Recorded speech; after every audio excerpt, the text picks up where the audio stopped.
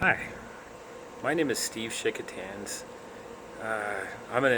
This will be my kind of like my testimony. So, when I was about 12 years old in school, I was labeled as learning disabled, which is kind of, I guess, on the borderline of being mentally retarded. And I was put in a special education class. And part of the problem is I wasn't doing my schoolwork because at that time, during school, I had such a vivid imagination. I would just imagine I was anywhere but in school. I didn't really like school. So it kind of went on that way until I was 15. And then at 15, the summer between age 14 and 15, I was just out of 8th grade. I got a blockage in my intestine. And, and, so I couldn't keep anything down, and this went on all summer. And I finally got down. I got down to where I was 80 pounds, and I felt that I was going to die. So at 15, I had turned 15, but 15 years old, I wrote out my will. uh, I had a stereo and a bed, and of course, I gave those to my friends and stuff like that. But yeah, so 15. Most 15-year-olds never probably had to write out a will, but I felt like it was to the point where it was the end. So I was in the hospital room, and my mom was just a wreck. I mean, she knew especially after I wrote out the will, I just didn't feel like that I was going to live anymore. And so she demanded one more test that the doctors didn't want to give, and that's when this test, she saved my life, because this test showed the blockage that I had. And the next day they did surgery, and then on the surgery table, I was so weak that I actually had an out of body experience. I'll go over that some other time. But anyway, to go on, I got done with that. But before I was in the operation, they had pumped me full of drugs, and so I actually became addicted to drugs, from all the drugs they were experimenting, thinking I had everything but what was really wrong with me during that time.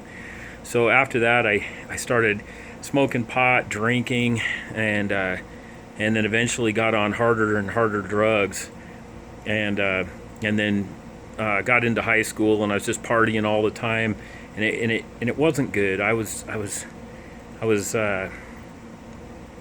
falling apart. Yeah, I was dying on the inside, but all I wanted to do was party, and that was everything. And I started taking this one pill. It was a friend told me about. It was called Marasines. It's a car sickness pill, or a pill that you take on a boat or an airplane for motion sickness. And we discovered that if we took enough of them, it caused us to hallucinate. And so, I was getting up in the middle of the night, seeing things all over the place, and it was bad. I feel bad for my parents at the time; they had to deal with me. But anyway, I finally ended up in a padded room, just like kind of like you see on TV, a white padded room with a camera on me and nothing but a bed inside of it. And that's where I found myself in. It was like January 1st, 1984. That's how long ago that was. I was 18 years old at the time, and here I am in this padded room, facing having to go to some type of a treatment. And in that room that night, a voice came to me, and I kind of had a vision of a path, and there was a road. There was like a fork in the road, and there was one road going on the same route that I went. And I sort of had a vision of where I'd end up, and I was actually dead in a gutter. That was the vision. And then the other way was just a little bit more unclear. But I had to stop using drugs, and that's the last time I had a drink or used any kind of drugs was in the beginning of 1984, which was my senior year in high school. I was failing miserably. I was basically, they gave me nearly no hope of graduating that year, and I actually kind of wanted to give up and quit. But I made up my mind that not only did I not want to quit, that I would do whatever it took so that I could graduate that year. And I guess that's when I first found out about this stuff, the stuff I've later learned in Think and Grow Rich, and some of the other books. Think and Grow Rich is probably the best self-help books I've ever read. It's one of the first ones, but I've certainly read and listened to a ton of them. But at that time, it was just a decision that I'm going to get through school and I'm going to graduate. So I put my nose to the grindstone. I was up every night till 2 and 3 in the morning. Didn't miss a day of school. Did everything I was supposed to do, and I ended up graduating with A's and B's, which was an accomplishment for me because I still had to fight this urge to use my imagination. I had to stop that a little bit to focus on getting the work done so that I could get through school. Well, anyway, I got through it, and it was a good day. Graduating, and we got through that, and during my drug years, I had a desire to go into business, and I wanted to own a business. So out of school, I got into I found a chimney sweep business, and I became a chimney sweep, and started a chimney sweep business. Built it up over about 18 months.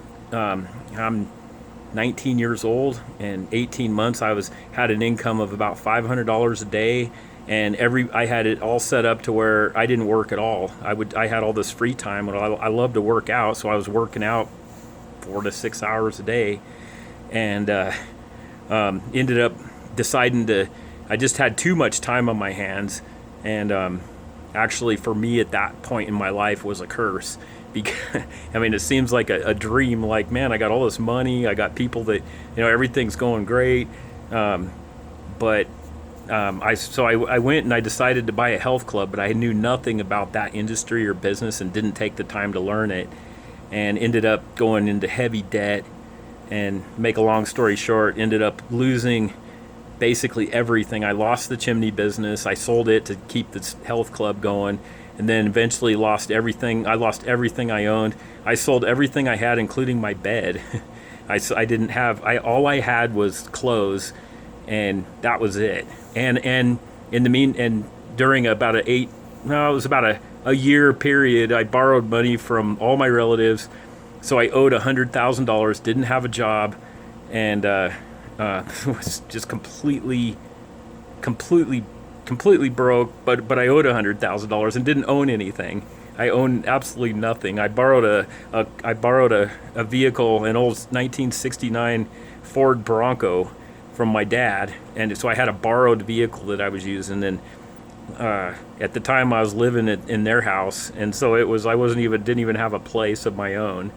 So anyway, I had a chance to go to California. What I didn't say is that I live in Casper, Wyoming, right in the middle of Wyoming, next to a mountain. But I had a chance to go to California and go to a football game, actually. And I made a decision that I wasn't going to quit business. But I started reading a lot of different books, and some other books by Napoleon Hill. I read a lot of his stuff at that time, and it made up my mind that I needed to do something to learn how to better deal with people and understand people better, and kind of asked around, and I heard about going door to door selling and just knocking on people's doors and selling them stuff. And everybody I knew, my friends, my family, everyone said that was crazy. That's the worst idea you've ever had. So, when I was reading these books, basically they were telling me, the crowd is wrong. Whatever, do the exact opposite of what everybody else is doing. So I thought that's what I'm going to do. So for the next year, I made things. I was pretty good with making stuff out of wood. So I made paperweights and did all kinds of stuff like that. And I sold things door to door.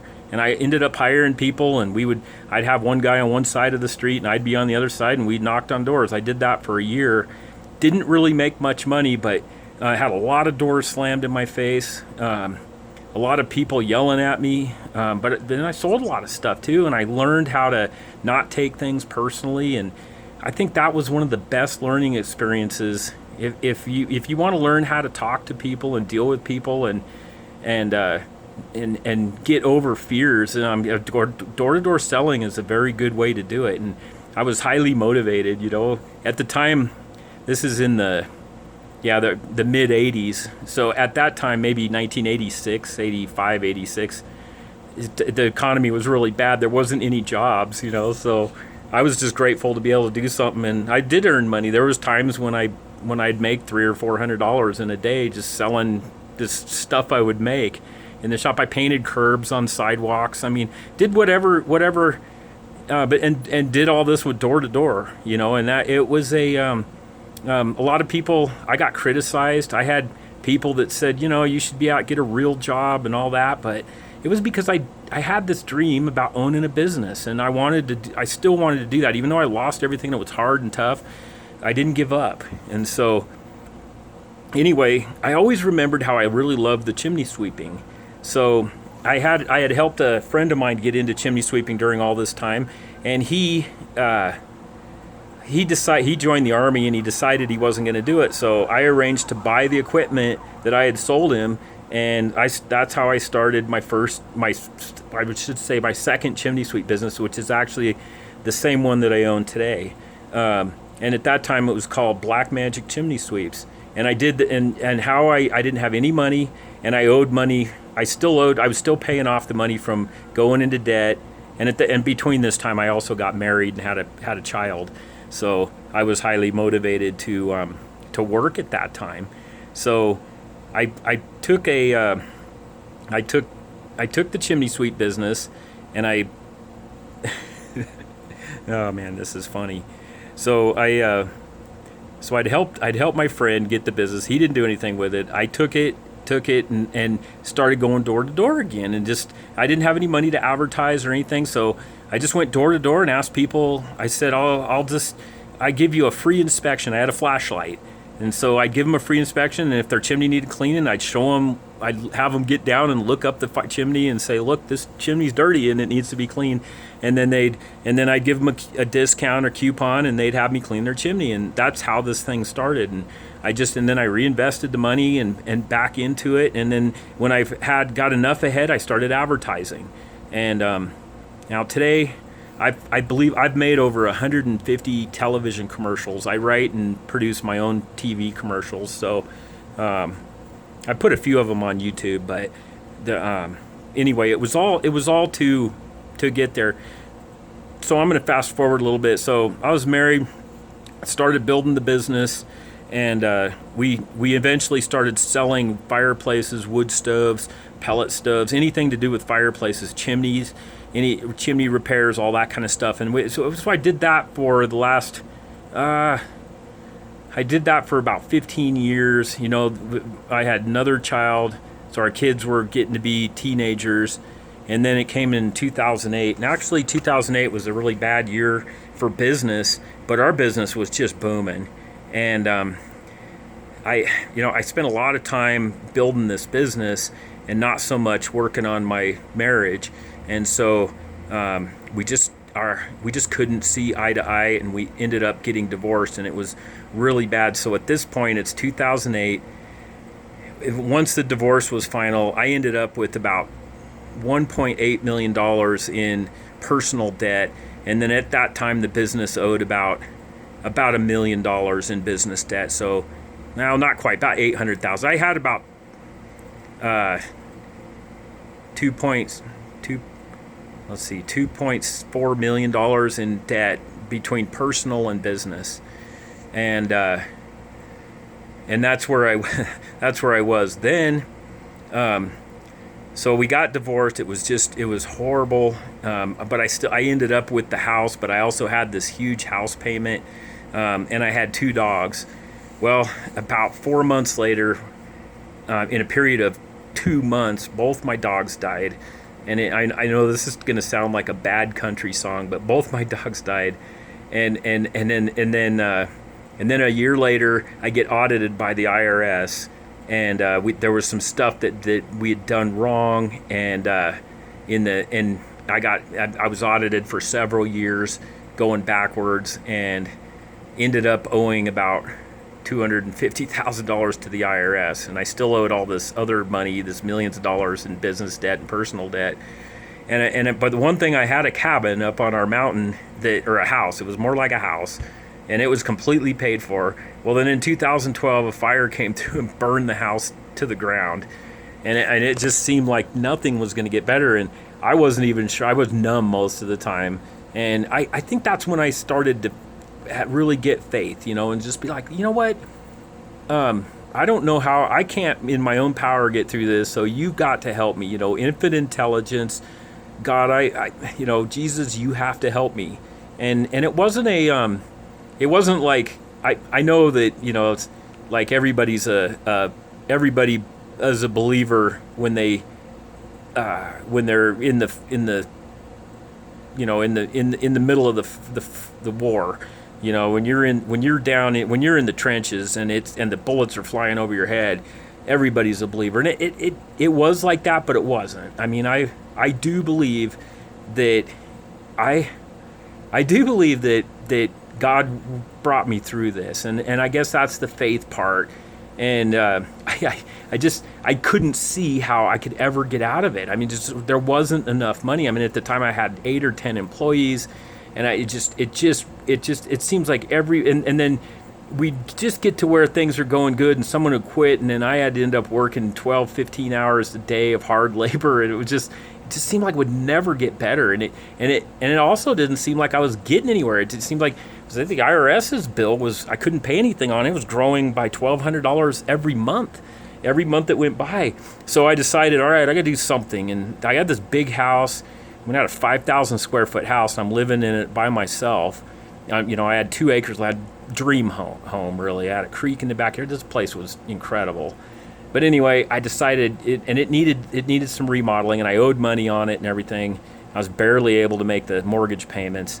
But I went ahead and I went through, and I just worked day and night, worked the business, and then every spare minute I remodeled the house. Got it completely done, sold it. And that's when things really started it took a year to sell it, but once that house sold, it finally turned, and things I started seeing it. I made enough money with that. I didn't have any money left over, but I made enough to pay the IRS off, which was the number one debt I needed to get rid of.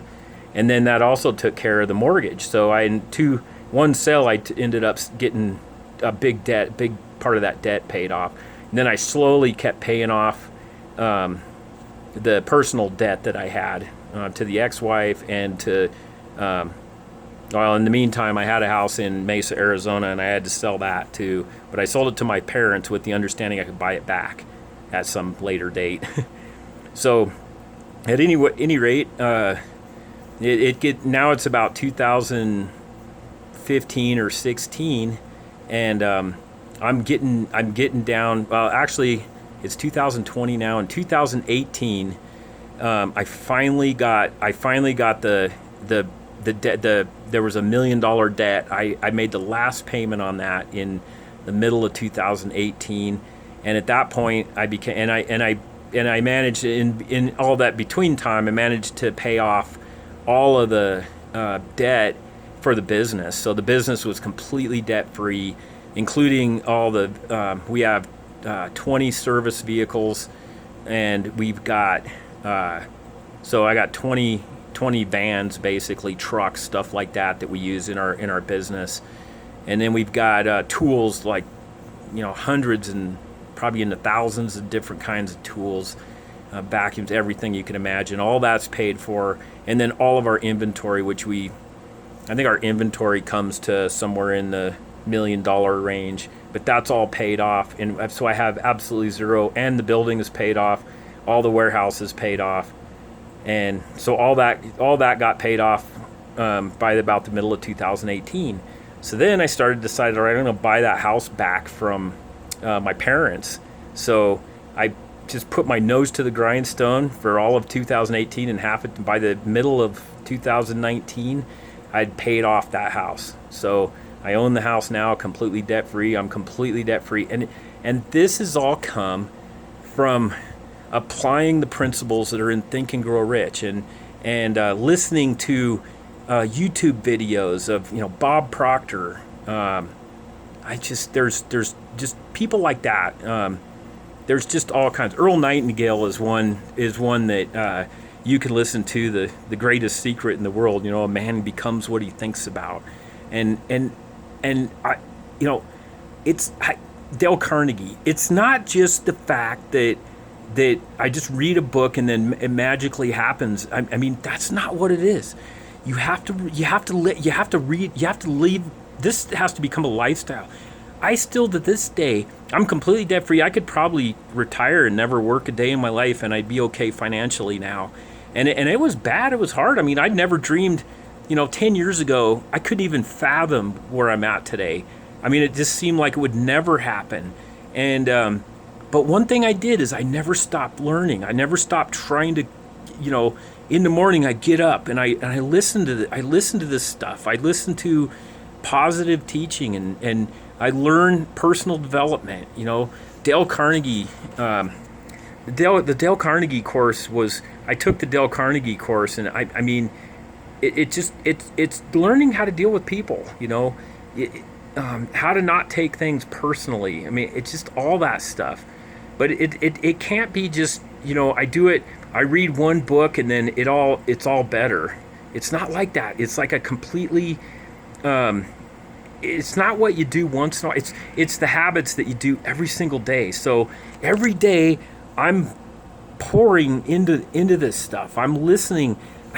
I mean, I don't know how many, and another key I think to it is I'll listen to something over and over again. There's a guy named Joe Rodriguez that's on, and he makes these, he reads a book and then he does like a book outline. And the guy is kind of monotone, but I really love listening to this guy. And so, man, but I'll listen to he might,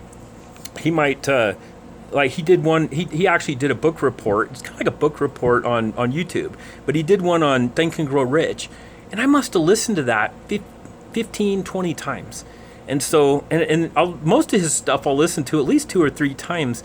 And I guess the other key is what is like today, back to the health, I let myself go. I know I owned a health club and I worked out all the time, but I really let myself go. So 6 months ago, I just decided that I can never take a day off from exercise. I do it 7 days a week, every single day. And I made a goal to do 1,000 push-ups a day and 1,500 crunches, which actually about 2 months ago, well, maybe 6 weeks ago, I achieved it, and I've been doing it ever since. So it's been 6 weeks I've been doing 1,000 push-ups a day, and I got to tell you, I still don't like doing them, but it's one of those things where you do it anyway. So I get up in the morning, wake up at 5 in the morning. Most people are like, oh, there's no way I could do that. And I mean, I used to think that. So I'd wake up. I always would wake up a little early, maybe 20 minutes early, So I'd have maybe an extra 10 or 15 minutes after I got ready. And it just, so I was always show up to work at least 15, 20 minutes early, maybe half an hour. But, it really didn't give me time to do anything. So as busy schedule that I have, and I do a lot of different stuff, and I really enjoy making and producing TV commercials. I just love doing them. I love thinking up the concepts and stuff. But exercise is so important. So I'm in the habit. I get up, I ride my exercise bike every single morning. I just purchased a rowing machine because I know I don't like rowing. I don't like being in a rowboat. That has no appeal to me whatsoever. But a rowing machine, for some reason I just love rowing machines. So I bought this rowing machine, and I really enjoy doing that. And I really enjoy my stationary exercise bike. I ride it every single day. Matter of fact, I had to buy another one because I wore one out. I didn't buy a super expensive one, but. And I'm not bragging. I've just enjoyed doing that. But then the push-ups, oh man, I do not like doing my push-ups. And right now I'm searching for some mental activities that'll get me to help myself think that, oh, I love doing push-ups, but I haven't got there yet. But the reason I do that is because I know that there will be a price to pay for not doing this. And, as I'm older, I'm 54 years old now. And so it's like a lot of years have gone by. But man, talk about blessing. It is all worth it. I mean, don't give up. If there's anything I can say in this message is just don't give up. Don't give up. Just keep going. When times seem so tough, I mean, when I was in debt, my dogs died, and it seemed like the IRS audited me. It's like everywhere I turned, something else would go wrong, and it was so hard to keep my mind on, I can get through this. I had to tell myself, you could get through this. You could do this. Just take one more step, or I can get through this. And sometimes it's like, all right, I just got to get through 10 minutes, or sometimes an hour, But the good news is that, all these pressures came, and, I didn't go back and, I smoked cigarettes. I mean, it did all this bad stuff, and I didn't go back to any of that. And then I think the other key is fasting. Now I do it every year at the beginning of the year. I'm now, this is tough too. I do a 21-day fast at the end of the year, and this year in 2020, I started it. I usually start on the 1st, but we had a family party down in my house in Mesa. So my whole family, my sisters and nephews and nieces and aunts and uncles and my mom and dad, everybody was there.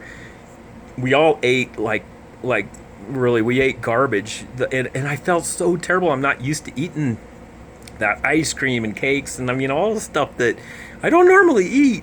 And so I felt terrible. So on the 26th, or the day after Christmas, we were driving back with my daughter and my granddaughter, and I decided at that point, I'm starting my fast now. So I started a little early this year, and then I got into it, and I love coffee. I am a coffee. Oh, give me coffee. I don't put any sugar or cream in it, but I love just old black coffee.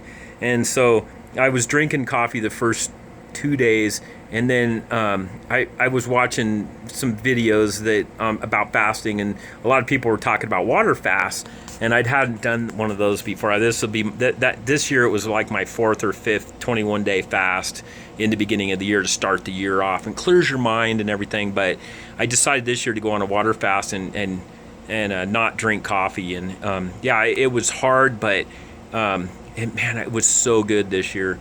And I try to at least once a month I go on a 1 or 2 day fast. It clears your system out. It gives you the mental clarity that is just amazing. I would encourage anyone to do that. It just it not only cleanses the body, but the mind and spirit. And you can just if there's a way to get close to God, I think it's in fasting. And there's voices inside. I'm a person that eats emotionally as well. I gave up drugs and smoking and drinking and all that stuff, and sometimes eating I'll eat if I'm feeling a certain way or whatever. But and I've just loved spending this time. I'm like I said, I make TV commercials, but I don't feel that I'm real good at making these types of things, but I do have a real desire to help. And if you're in a spot right now where you're just hurting, and it seems like everything in your life has gone back, reverse, and you're just in a really bad spot right now, and have hope. I've been there. It isn't fun, but don't go off the deep end. Give yourself a break. It'll hang in there. Sometimes just go another day. Really think about what you're doing. I really understand, and I care about you, and I just want to encourage you that you can do this. You have greatness inside of you. You have no idea how much the Creator loves you, and that greatness it'll come out. Just hang in there. It'll all work out. So where I'm at right now, I'm so grateful I went through all those hard times, because I have no fear of. We have this coronavirus, and everybody, we're shut down. I'm doing literally half. I'm doing probably a third of what we normally do financially in this company, and I've not laid one person off. Everything is fine. As a matter of fact, I've given everybody raises, and it's just the position that I've been put in. I don't need things anymore. I heard somebody say, we have no body, so we're nobody, and you need no thing, so we're nothing. And it's just, if you stop and meditate on that and think about that, I'm nobody and I'm nothing. I don't need anything and I don't need anybody. And it's just it's so much freedom. And you've got this inside of you. You're gonna make it. And I don't know, maybe I'm talking to somebody out there, and if I can come through, and I'm talking to you right now, you can do it. You're gonna be fine. Everything is gonna work out. And know that if no one else cares, I do. So I love all of you, and thank you. And I'm not sure where this video is going to go. Maybe I made this message for myself, and maybe I'll have to put it on. I'll have to put it out there somewhere. Sorry about the quality. I'm kind of recording it with my phone. I just got my hand out here and I'm just recording myself. So I know I'm a little funny looking, but I am truly happy. I'm excited. I'm excited to be alive today. I love getting up early. So anyway, back to the getting up. So I get up at 5 a.m. I get up earlier. Somebody said that, oh man, I couldn't get up earlier. I have to get that sleep. And he said, just sleep faster. And so that's where I started sleeping faster. And so I just wake up. I do the workout. I'm in the habit of it now. I don't even think about it, except for the push-ups. I don't like the push-ups, so I'm hopefully going to get there someday. But get up early, hang in there, don't give up. I love you.